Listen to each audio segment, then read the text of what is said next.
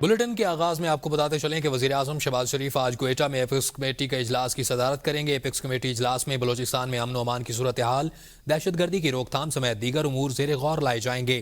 کوئٹہ دورے پر وفاقی وزراء محسن نقوی، احسن اقبال، جام کمال اور دیگر حکام وزیراعظم کے ہمراہ موجود ہوں گے۔ اجلاس میں وزیر اعلیٰ بلوچستان میر سرفراز بگٹی اور دیگر عسکری اور سول حکام بھی شرکت کریں گے۔ اسلام آباد ہائی کورٹ میں دوسری ہائی کورٹ سے ججز کی تعیناتی کے خلاف وکلاء کا احتجاج۔ آج اسلام آباد کی ضلعی اور ہائی کورٹس میں کوئی وکیل پیش نہیں ہوگا۔ اسلام آباد بار کونسل کا ہنگامی اجلاس، وزارت قانون سے نوٹیفیکیشن واپس لینے کا مطالبہ۔ جوڈیشل کمیشن کا اجلاس بدنیتی پر بلایا گیا۔ 26ویں ترمیم کالا قانون ہے جس سے پاکستانی آئین کو پامال کیا گیا۔ اسلام آباد بار کی ججز سے تعیناتی پر وزارت قانون کے نوٹیفیکیشن کی شدید مذمت۔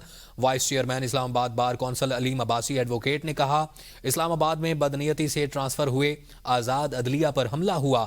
صدر اسلام آباد ہائی کورٹ بار ریاست علی آزاد نے کہا، جس کورٹ میں ججز کی مخصوص تعداد ہی 12 ہو تو پھر 13 کیسے کر دی گئی؟ پنجاب میں 2 لاکھ سے زائد کیسز زیر التوا ہیں، وہاں ججز کی ضرورت ہے۔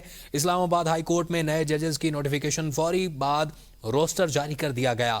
جسٹس سرفراز بینچ نمبر 2 میں شامل اور 3 دیگر ہائی کورٹ سے ججز کے تبادلے سے سینیورٹی لسٹ بھی بدل گئی۔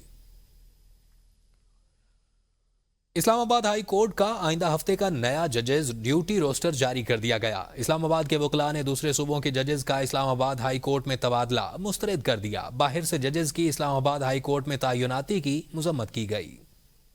اسلام آباد ہائی کورٹ کا آئندہ ہفتے کا نیا ججز ڈیوٹی روسٹر جاری کر دیا گیا۔ پہلا ڈویژن بینچ چیف جسٹس عامر فاروق اور جسٹس انعام امین منہاس، جبکہ دوسرا ڈویژن بینچ نئے ٹرانسفر ہونے والے ججز جسٹس سرفراز ڈوگر اور جسٹس خادم حسین سومرو پر مشتمل ہوگا۔ تیسرا division bench justice Mohsin Akhtar Kayani اور جسٹس سردار اعجاز اسحاق خان پر، جبکہ چوتھا ڈویژن بینچ جسٹس میاں گل حسن اورنگزیب اور جسٹس سمن رفت امتیاز پر، پانچواں division bench justice Tariq Jahangiri اور جسٹس اعظم خان پر اور چھٹا ڈویژن بینچ جسٹس بابر ستار اور جسٹس ارباب محمد طاہر پر مشتمل ہوگا۔ ججز تبادلے پر غور کے لیے اسلام آباد بار کا ہنگامی اجلاس، دوسرے صوبوں سے ججز تعیناتی کی مذمت کرتے ہوئے نوٹیفیکیشن واپس لینے کا مطالبہ کیا گیا۔ اجلاس میں کہا گیا کہ ایسے اقدامات عدلیہ کی آزادی پر حملے کے مترادف ہیں۔ صدر مملکت نے آئین کے آرٹیکل 200 کے تحت لاہور ہائی کورٹ سے جسٹس سرفراز ڈوگر، سندھ ہائی کورٹ سے جسٹس خادم حسین سومرو اور بلوچستان ہائی کورٹ سے جسٹس محمد آصف کی اسلام آباد ہائی کورٹ تبادلے کی منظوری دی تھی۔ اسلام آباد ہائی کورٹ کے 5 ججز نے باہر سے ججوں کو تعینات نہ کرنے اور اسلام آباد ہائی کورٹ سے ہی 3 سینئر ججز میں سے کسی ایک کو چیف جسٹس بنانے کا مطالبہ کیا تھا۔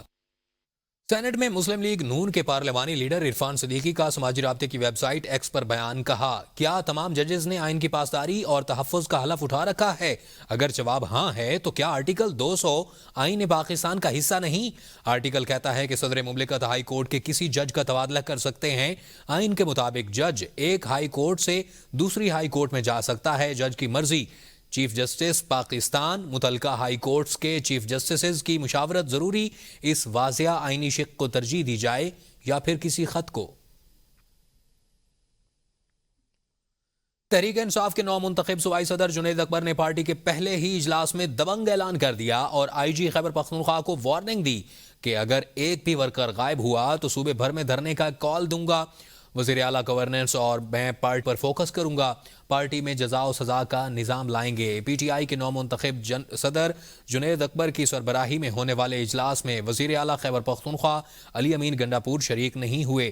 اجلاس میں شرکت کے لیے وزیر اعلیٰ کو دعوت بھی نہیں ملی۔ اجلاس میں صوبائی وزراء مینا خان، قاسم خان، مشیر صحت Ehtesham Khan, P T I ارکان اسمبلی شیر علی ارباب، شاندانہ گلزار اور دیگر شریک ہوئے۔ پشاور ریجن کے کئی اراکین اسمبلی اور پارٹی عہدیدار اجلاس سے غائب رہے۔ اجلاس کے دوران سوابی جلسے کی تیاریوں کا جائزہ لیا گیا۔ جنید اکبر نے کہا کہ بانی پی ٹی آئی نے مجھے ذمہ داریاں دیں، امید ہے سوابی میں سب سے بڑا جلسہ ہوگا، ہم وزیر اعلیٰ کی رہنمائی کے ساتھ جائیں گے۔ وزیر اطلاعات عطا تارڑ کا کہنا ہے کہ انہوں نے توشہ خانہ سے چوری کی، شہباز شریف نے قواعد بنائے، آج تک ملک میں جتنی بھی ترقی ہوئی نون لیگ کے دور میں ہوئی، پی ٹی آئی کو عوام کے معاملات سے کوئی سروکار نہیں تھا۔ یہ لوگ 4 سال تک انگوٹھیاں لینے میں لگے ہوئے، ہم کہتے تھے کہ یہ چور ہیں، ہماری بات سچ ثابت ہوئی، ان کے سیاسی مقاصد پاکستان کے خلاف ہیں، یہ پاکستان ہے تو سیاست ہے، یہ وہ لوگ ہیں جو شہداء کی بے حرمتی کرتے ہیں۔ کہ ادھر ایک ایسا وزیر اعظم تھا جو گھڑیاں بھی بیچتا تھا، جو توشہ خانہ کی چوری بھی کرتا تھا۔ میاں شہباز شریف نے معیشت پر خصوصی توجہ دی ہے، اور میاں شہباز شریف نے توشہ خانہ کے قواعد و ضوابط بنائے۔ جب بھی تعمیر و ترقی ہوئی ہے وہ مسلم لیگ نون کے دور میں ہوئی ہے۔ لوگ کتنی مشکلات کا شکار ہوتے ہیں، عوام کے مسائل سے کوئی سروکار نہیں تھا۔ یہ کیش اکٹھا کر رہے تھے اور ہم کہتے تھے کہ ان کے ہاتھ کرپشن میں رنگے ہوئے ہیں۔ ہماری بات الحمدللہ ٹھیک ثابت ہوئی۔ لے کر رہے تھے، یہ 5-5 کیرٹ کی انگوٹھیاں مانگ رہے تھے۔ آگے بڑھتے ہوئے آپ کو بتائیں کہ موجودہ حکومت ڈیلی ویجز پر ہے، کبھی بھی ختم ہو سکتی ہے، یہ کہنا ہے سابق وزیر اعظم شاہد خاقان عباسی کا۔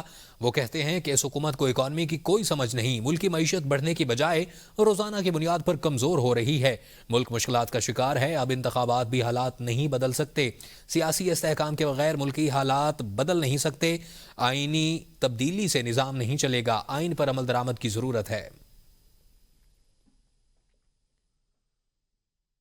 سابق وفاقی وزیر سعد رفیق کہتے ہیں کہ فیک نیوز ایک بہت بڑا مسئلہ بن چکا ہے، پیکا قانون پر صحافیوں اور میڈیا تنظیموں سے مشاورت کی جائے، قانون کے تحت بائے جانے والے ٹریبیونلز کے فیصلوں کے خلاف اپیل کا حق ہائی کورٹ کو دیا جائے، بنیادی حقوق کے تحفظ کے لیے پیکا قانون میں سٹیک ہولڈرز کی مشاورت سے ضروری ترامیم لائی جائیں، قوانین کی چھڑی ہمیشہ وقت بدلنے کے ساتھ اسے بنانے والوں کے خلاف استعمال ہوتی ہے۔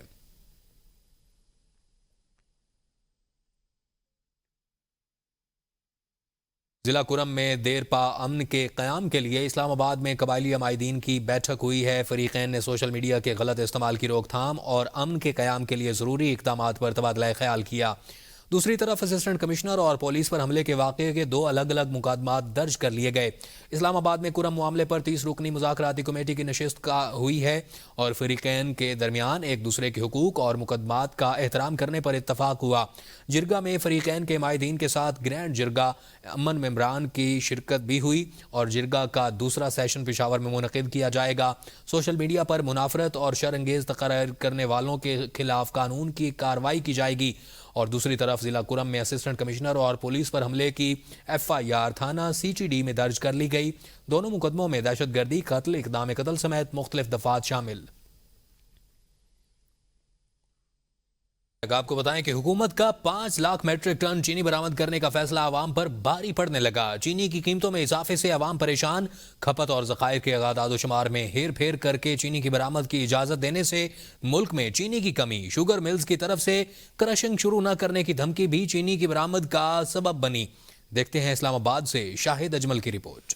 ECC نے اکتوبر 2024 میں وزارت صنعت و پیداوار کی اسمبلی پر 5 لاکھ ٹن چینی برآمد کی اجازت دی۔ اس وقت اجلاس کو بتایا گیا کہ 30 ستمبر 2024 تک چینی کے موجودہ ذخائر 20,54,000 میٹرک ٹن تھے۔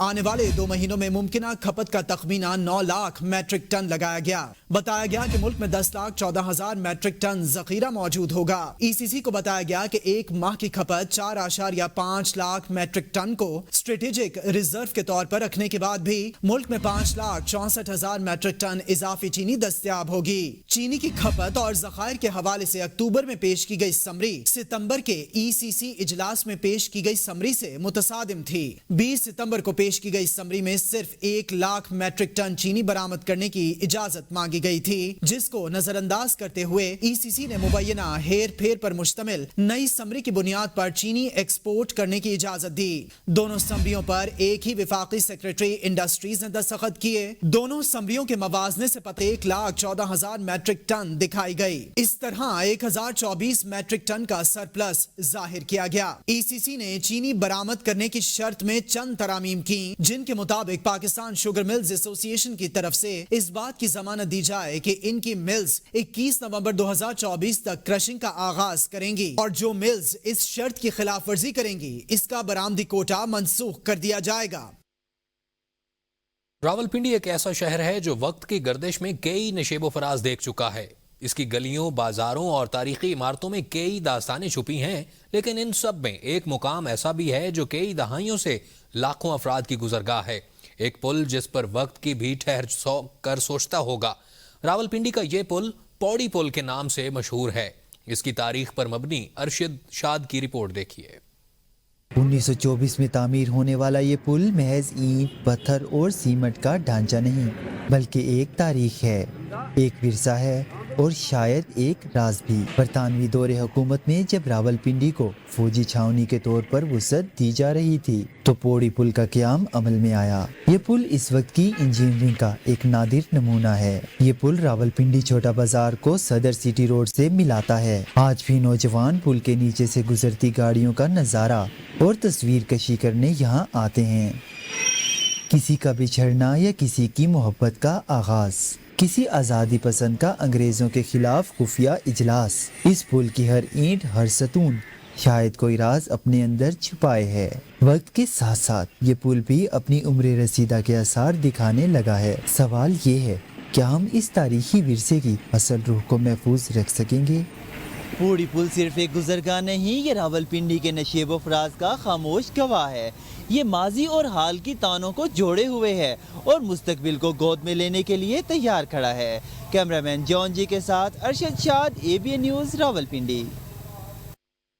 تاریخی شہر ملتان کے حسن کو تجاوزات نے گنہا کر رکھ دیا۔ کسی زمانے میں کھلے بازار اور سڑکیں ملتان کے شہریوں کا خاصہ تھیں، مگر جیسے جیسے تجاوزات اور آبادی بڑھتی ویسے ہی سڑکوں پر تجاوزات کی بھرمار ہوتی گئی۔ وزیر اعلیٰ پنجاب مریم نواز کی ہدایات پر مختلف بازاروں میں تجاوزات کے خلاف آپریشن کیا گیا۔ ملتان سے دیکھتے ہیں یہ رپورٹ۔ ملتان میں تجاوزات کی بھرمار کیا شہریوں کا چلنا پھرنا دشوار۔ تجاوزات نے شہر کا حسن ماند کر دیا۔ تجاوزات کے حوالے سے بدنام حسین آگاہی بازار اور پرانا شجاباد روڈ پر تجاوزات کے خلاف بھرپور آپریشن کیا گیا۔ اس اقدام سے جہاں بازاروں اور سڑکوں کا حسن بحال ہوا ہے، وہیں شہریوں کو آمد و رفت میں بھی آسانی ہوئی ہے۔ میسج میرا عوام کو اور ہمارے جو سول سوسائٹی، ہمارے تاجر برادران ہیں، ان سب کو یہی ہے کہ ایک تو ڈسٹرکٹ ایڈمنسٹریشن آپ سب کا مشکور ہے کہ آپ کے کوآپریشن کے ساتھ ہمیں بڑے اچھے ریزلٹس مل رہے ہیں، اور یہ ہمارا اپنا شہر ہے، ہم نے اس کی خوبصورتی کو اجاگر کرنا ہے اور یہ ہم سب کا فرض ہے۔ بازاروں پر چھابڑی فروش، ریڑھیاں، دکانداروں کے فٹ پاتھ، شہریوں کو مشکلات کا سامنا۔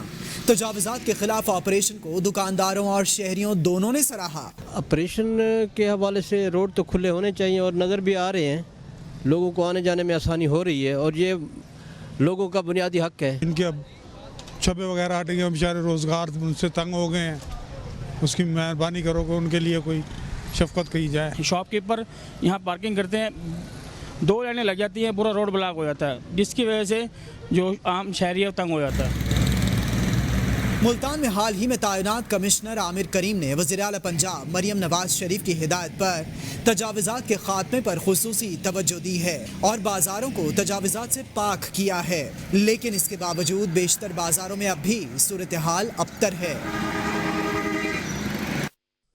ہارورڈ یونیورسٹی کی انٹرنیشنل ریلیشنز کونسل نے ورلڈ ویو ایجوکیشن کے اشتراک سے le meridien hotel and conference centre میں پہلا بالمشافہ Harvard model United Nations Dubai منعقد کیا، جس میں 48 ممالک کے 73 اداروں سے تعلق رکھنے والے 1000 سے زائد طلباء نے شرکت کی۔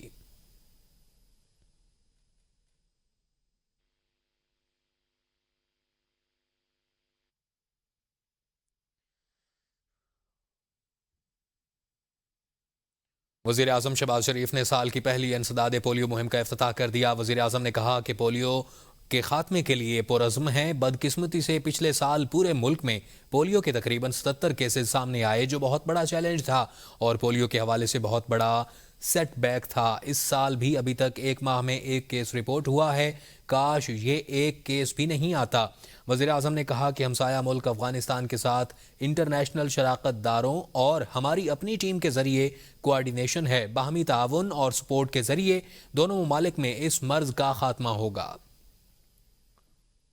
ملک پولیو کے قطرے پلا کر اس مرض سے نہ صرف اپنے قوم کے قیمتی بچوں کو انشاءاللہ محفوظ کریں گے۔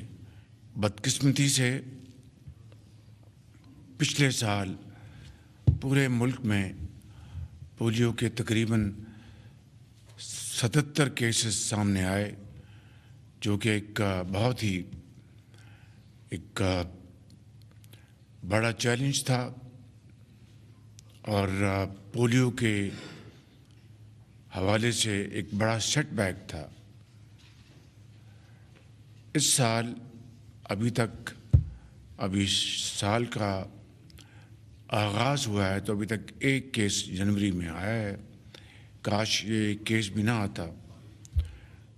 اور ہمسایہ ملک برادر ملک افغانستان کے ساتھ through our international partners and our own teams ہماری کوآرڈینیشن ہے اور امید کی جانی چاہیے کہ باہمی تعاون اور باہمی سپورٹ کے ذریعے انشاءاللہ افغانستان میں بھی اس کا خاتمہ ہوگا اور پاکستان میں بھی ہوگا. وزیر اعلیٰ سندھ سید مراد علی شاہ نے کہا ہے کہ IMF کی شرائط پر زرعی ٹیکس کا نفاذ ضروری ہے. وزیر اعلیٰ سندھ نے سندھ کابینہ کا اجلاس کل طلب کر لیا ہے. سندھ کابینہ کے اجلاس میں زرعی ٹیکس سے متعلق قانونی مسودے کی منظوری دی جائے گی. ذرائع کے مطابق وزیر اعلیٰ سندھ نے پیپلز پارٹی کی قیادت کی ہدایت پر پارٹی ارکان سندھ اسمبلی کو اعتماد میں لیا. وزیر اعلیٰ سندھ نے پارلیمانی پارٹی کو زراعت پر ٹیکس سے متعلق قانون سازی سے آگاہ کیا. ذرائع کے مطابق مراد علی شاہ نے کہا کہ پنجاب اور خیبر پختونخوا زرعی ٹیکس سے متعلق قانون سازی کر چکے. نیوز اسٹوڈیو سے فی الوقت کے لیے اتنا ہی. مزید باخبر رہنے کے لیے دیکھتے رہیے ABN نیوز.